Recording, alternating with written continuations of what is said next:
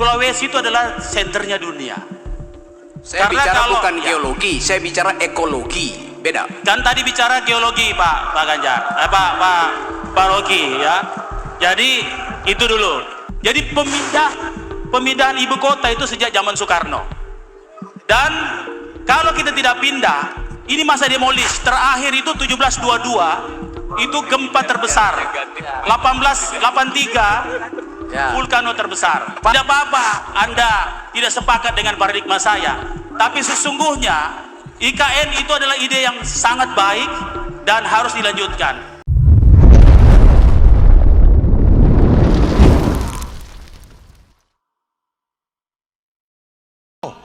Wali Kota Makassar, Pak Dhani Pomanto, silakan.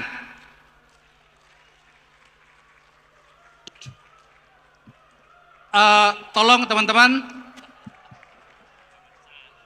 Saya kira pertanyaan saya ke Pak Mas Rocky ya. Selama ini kan Mas Rocky mengkritisi dan tidak pernah dikritik ya. Tidak apa-apa, kita kan ini menyangkut paradigma. Yang pertama, Mas Rocky, saya kira Sulawesi itu tidak hanya dari Australia. Dari simulasi geologi, lengan-lengan Sulawesi kita ada 4 lengan. Sulawesi Selatan itu tetap, ini ada di teman-teman ahli geologi. Yang Tenggara itu dari Australia, itu benar, hanya di Tenggara, lengan Tenggara. Lengan Sulawesi Tengah itu berasal dari Polinesia, dan lengan utara itu berasal dari dekat Jepang. Jadi kalau dilihat dari peristiwa geologi, Sulawesi itu adalah senternya dunia. Saya bicara bukan geologi, saya bicara ekologi, beda. Kan tadi bicara geologi Pak Ganjar, Pak Rocky ya. Jadi itu dulu. Artinya ya potensi Sulawesi luar biasa, dan secara ekopolitik tadi, maka dengan itu kenapa orang Sulawesi itu terbuka, karena sumbernya dari yang putih-putih, yang hitam-hitam itu dari Sulawesi Tenggara, itu dari Australia, yang putih-putih di Sulawesi Utara. Tadi bicara tentang itu, jadi bukan hanya dari Australia. Yang kedua tentang IKN. IKN ini jangan dilihat selalu menyangkut negatifnya. Kalau kita lihat dari data geologi, Jawa itu mengalami demolish selama 200-300 tahun. Kita punya sekitar 23, ini kan mengenai data Pak Rocky. Ya.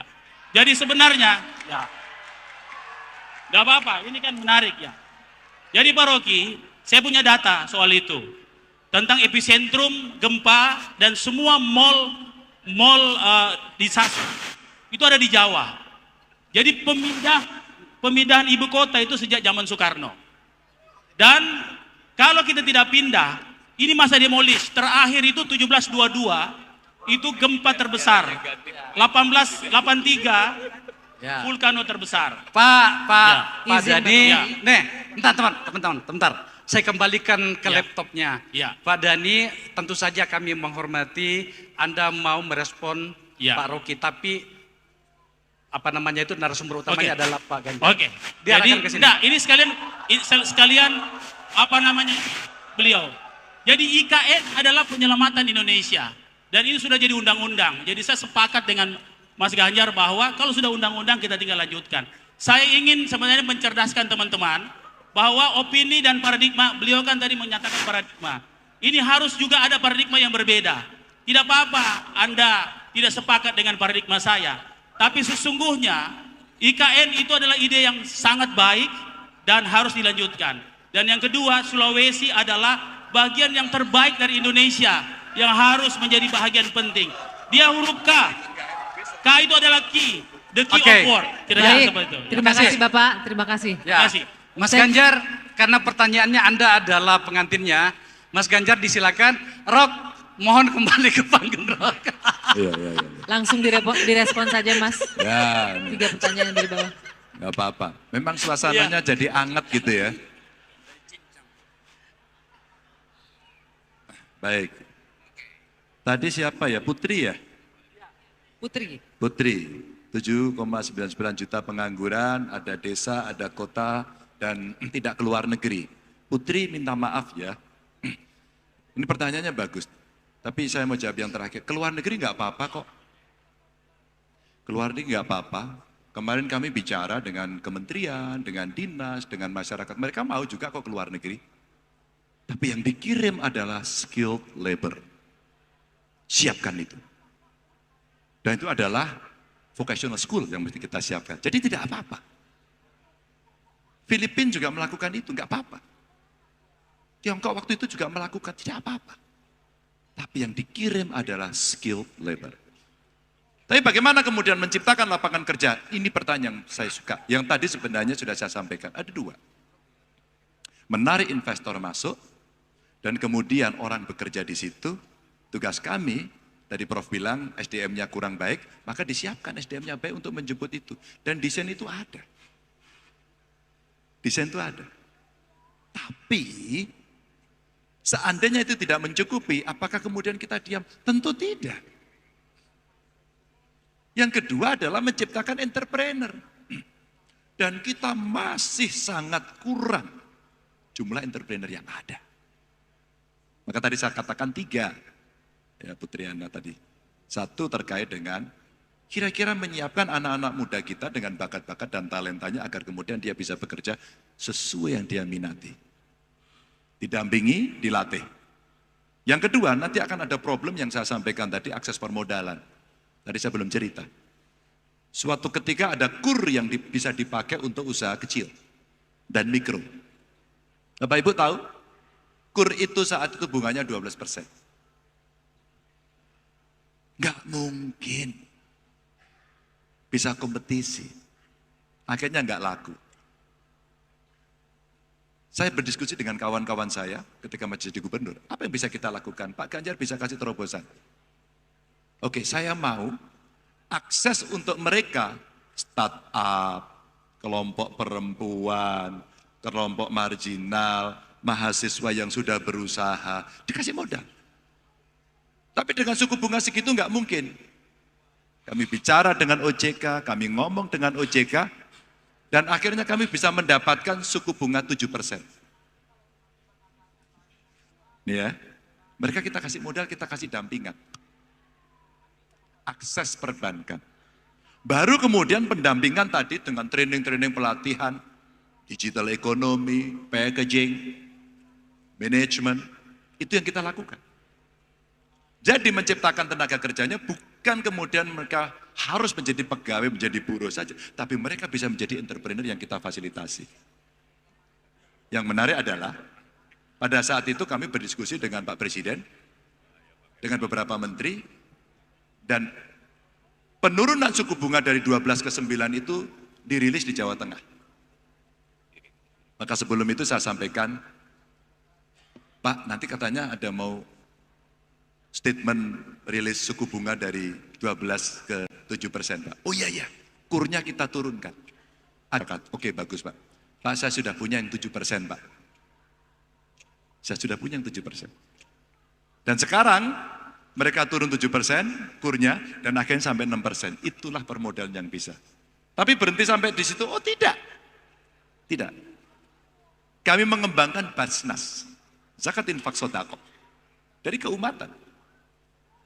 Dan kemudian apa? Mereka yang ingin menjadi pengusaha, kita fasilitasi dengan menggunakan sumber itu. Dan itu bisa. Ini contoh bagaimana data BPS mesti kita respon.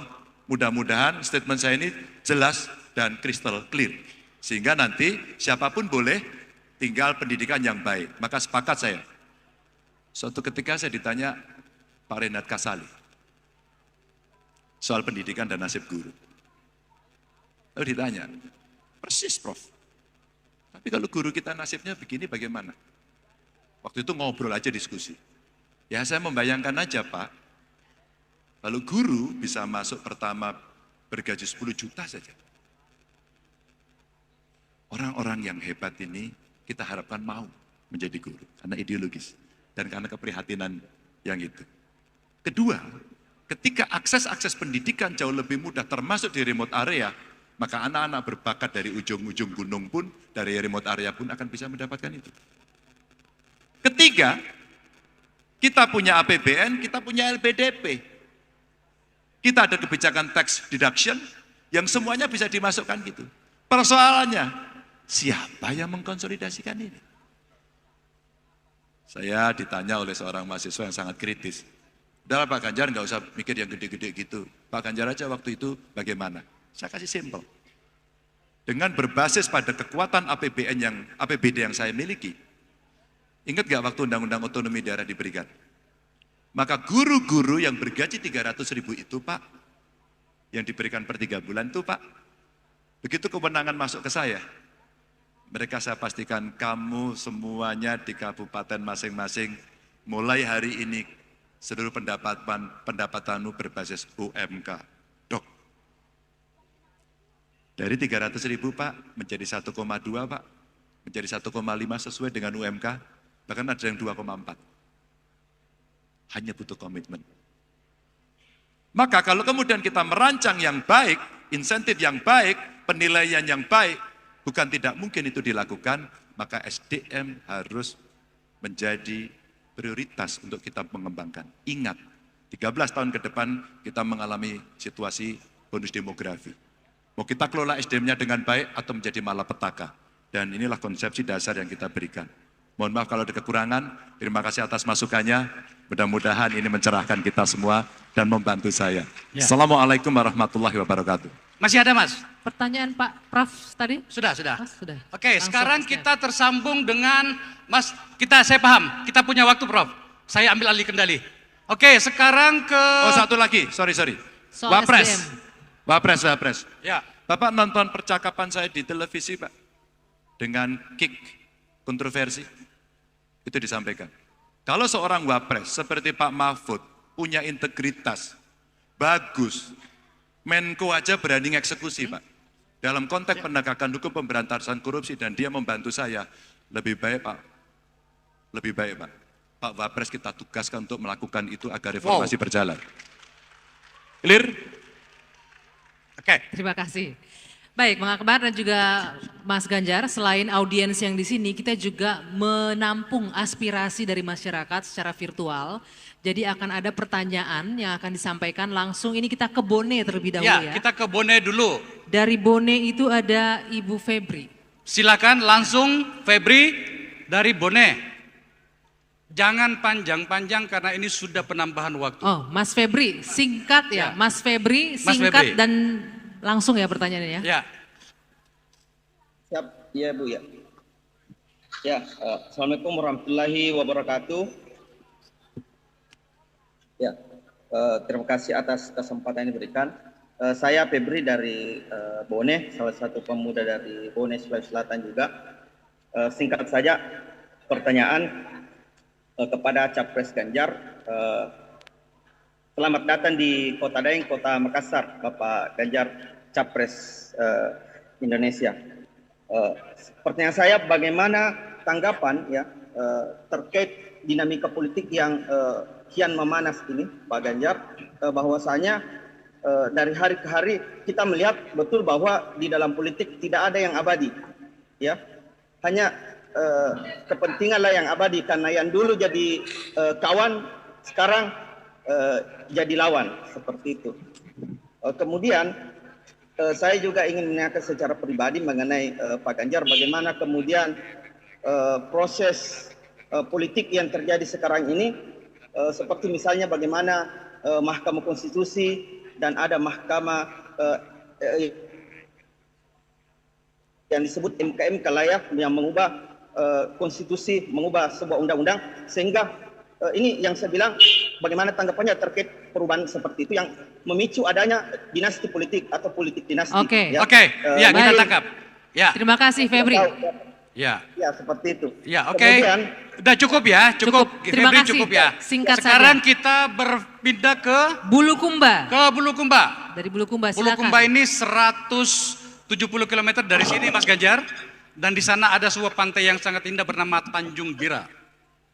Silakan. Silakan. Bulukumba. Halo, Assalamualaikum. Ya, Assalamualaikum Pak Ganjar. Saya panggilnya Mas Ganjar kali. Assalamualaikum Mas Ganjar.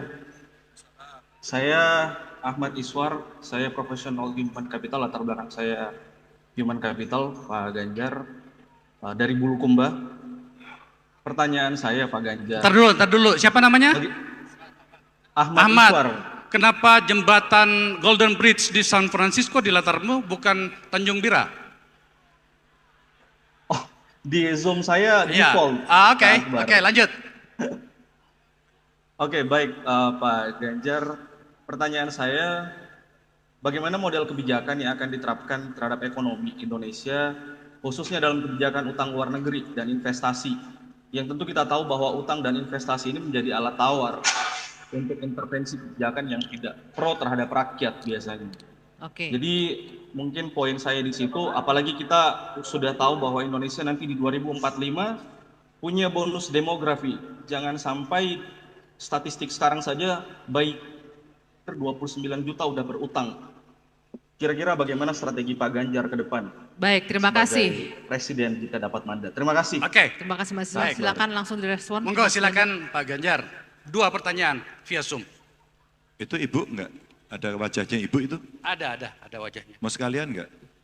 Siapa? Itu ada wajah ibu itu? Bukan? Ibu Hadijah di mana? Ibu Hadijah di Dari? Makassar. Makassar. Makassar, oke sekalian. Satu ya, terakhir. sekalian ya, tapi tidak panjang-panjang. Singkat Ibu Hadijah. Siap. Terima kasih untuk Pak Ganjar, Capres nomor 3.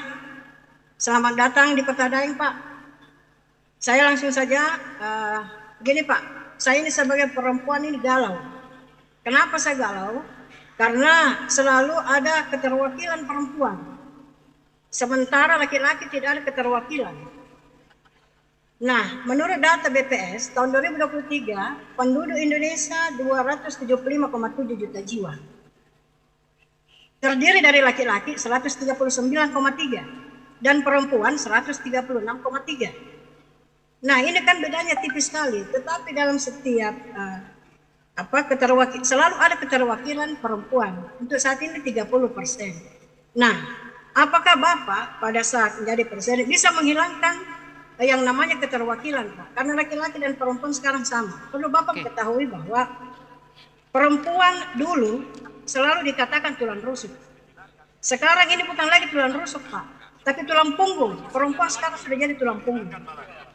Nah, yang kedua, Satu saja cukup mohon Ibu. izin, Pak, yang kedua, sekiranya Bapak jadi presiden untuk 2024, apakah moda kereta api itu bisa dituntaskan, Pak? Jangan hanya sampai di Baru, hanya Maros sampai di Baru. Nah, bisakah seperti daerah Jawa?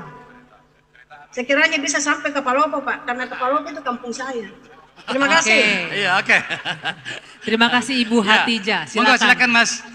Direspon Mas. Ya, terima kasih. Febri tadi menyampaikan yang ada kepentingan abadi dalam politik. Ya, itulah realitas politik, Feb. Maka ada sikap yang mesti ditelurkan, dimunculkan, diedukasi kepada publik. Kalau kalian mau ke politik, berproseslah. Kalau mengambil sikap, ambillah sikap yang tegas. Maka kalau sikap tegas, konsisten, istiqomah, itu berat. Itu berat. Maka Feb, bagaimana pragmatisme muncul? Yaitu dipertontonkan. Maka peran partai politik sebenarnya juga ada satu, namanya pendidikan politik. Kalau itu tidak pernah dilakukan pendidikan politik, maka semua pragmatis. Siapapun bisa seolah-olah itu menjadi hak. Oke, itu hak, tapi berproses. Ada semacam meritokrasi dalam partai politik dan itu kewajiban partai politik. Maka kalau tidak, kan kejadian. Si A mau pasangan dengan si B, udah lama pacaran, nggak kawin-kawin. Iya kan? Kemudian ini pindah ke sini, yang ini pacarannya nggak jadi. Kemudian dia pindah ke sana. Itu sebuah pertunjukan saja. Dan itu sebuah pendidikan, dan semua kan bisa menilai itu. Maaf, saya tidak melakukan itu. Yang kedua, Pak Ahmad ya tadi ya, utang dan investasi tadi sebenarnya sedikit sudah kita sampaikan. Kalau kita punya kemampuan sendiri, maka yang kita lakukan adalah dengan APBN, dengan membawa para investor nasional. Ada sebuah kebijakan yang kami pernah diskusikan. Ketika mereka mau masuk, wajib hukumnya menggandeng yang lokal. Ketika kemudian belum terjadi. Selebihnya apa? Negosiasi. Kalau kita tidak negosiasi, pasti kita kalah terus-menerus. dengan segala kepentingan yang ada. Nikel umpama kemarin di challenge, oke. Saya apresiasi Pak Jokowi waktu itu. Betul, saya apresiasi karena bertahan. Di WTO kalah kita upayakan terus, tapi smelter down streaming dilakukan terus-menerus, kita nggak menyerah. Untuk apa? Agar kita kemudian punya yang dasar-dasar ini. Kita mampu punya satu kekuatan yang bisa menjadi bergen untuk dunia internasional. Ini salah satu contoh. Padahal kalau hilirisasi itu bisa kita lakukan, ini sumber daya alam loh ya, mineral. Terus kemudian kelautan maritim kita lakukan, perkebunan kita lakukan, industri digital juga kita lakukan. Betapa kemudian hilirisasi itu akan membuka ruang lebih banyak orang untuk bisa bekerja. Ini contoh saja. Maka investasi ketika kita punya kemampuan sendiri, ya lakukanlah. Punya kita sendiri. Afirmasi saya katakan dan perlu tindakan. Bu Atijah tadi menyampaikan, Bu mohon maaf Bu, dalam konteks kesetaraan, kalau perempuan laki-laki tidak ada aturan minimum 30%, Bu, itu repot. Itu repot. Itulah namanya affirmative action. Maka saya katakan di depan, kalau itu tidak, nanti tertinggal. Kalau tertinggal, stigma-stigma yang masuk, maaf. Perempuan selalu dikatakan ini domestifikasi, ya udah kamu di belakang saja. Kamu belum saatnya, maka nggak akan terjadi. Dan 30% itu ada teori politiknya gitu. Karena itulah yang akan bisa mempengaruhi suara dan kebijakan. Jadi jangan dihilangkan Bu. Justru itulah yang membuat nanti proses penyetaraannya itu akan makin baik. Dan sekarang sudah menunjukkan. Ini Bu, kali ini kita berbeda Bu. Saya yang akan melakukan afirmasi, terus menerus. Agar lebih banyak perempuan untuk bisa nongol. Jadi kebijakan yang paling sederhana Bu, sederhana. Ketika memilih calon kira-kira, ini pengalaman saya. Waktu jadi gubernur ada 2 kandidat calon kepala dinas. Sama-sama nilainya, kita pilih perempuan Bu. Itu afirmasi Bu. Keputusan yang diambil. Agar kemudian dia bisa mengerti apa yang kemudian mesti diputuskan, mesti dilakukan berdasarkan kodrat dirinya sebagai seorang perempuan. Sehingga itu bisa mewakili. Ibu hamil, anak-anak, KDRT, ya enggak? Itu yang mesti dilakukan. Ya. Dan apalagi ya tadi ya terakhir? Itu aja. Mudah-mudahan menjawab ya Bu ya. Mudah-mudahan menjawab. Terima kasih. Sekali lagi terima kasih. Mohon maaf kalau ada kekurangan. Baik, terima